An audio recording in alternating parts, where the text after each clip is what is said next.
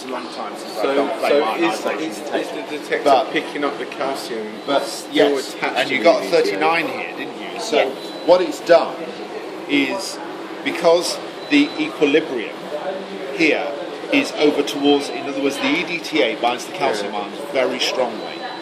So when it does that, of course, this equilibrium is affected.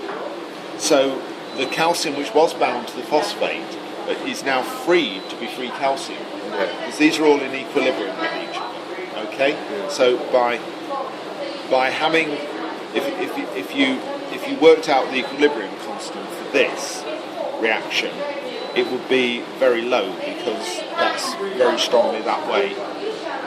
So what that does is that reduces that, so that has to be replenished from there. So, but EDTA, the thing is, EDTA is a carboxylic acid, right?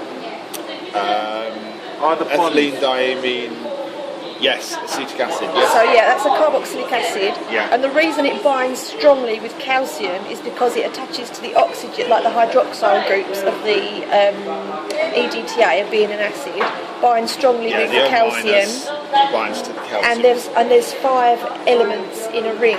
That's in right, the binding, and this is so that would be what you'd put for the reason that is binding so strongly. Yes, but the finding of your experiment is that it's binding strongly. Yeah. And that frees up, that dissociates some of the calcium phosphate. Dissociates calcium phosphate. Yeah. Because when you just measure that they don't dissociate. No. But is the calcium dissociating from the EDTA in that flame, in the temperature of that flame? Is it still bonded where it can be picked up? No, it's bonded, but it's picked up. It can be picked up as bonded. Yes. Is it still ionic? Right. Okay. Yes, because when you measured that, you see, that was your highest reading, wasn't it? Yeah. When you measured that was your second highest reading, wasn't it? And when you measured that was your third highest reading. Yeah.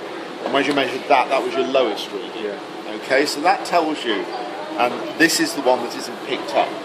That's picked up, but it's picked up less strongly than that. Now, when we're talking about the ionic properties of calcium, right, the reason they're picked up in the flame photometer is because the atoms become excited in the flame, which is what we've been researching this. Yeah. So, the calcium phosphate, that basically takes the calcium ions out of action and makes them less ionic. Yes. So they're bound to the calcium, and they're not ionising. The thing is, they're not ionising. No, what the flame will do, you see, because that's an organic compound, it will burn the EDTA. Yeah. So the EDTA will disappear. It will turn into carbon dioxide and water. And so as it does that, it releases the calcium.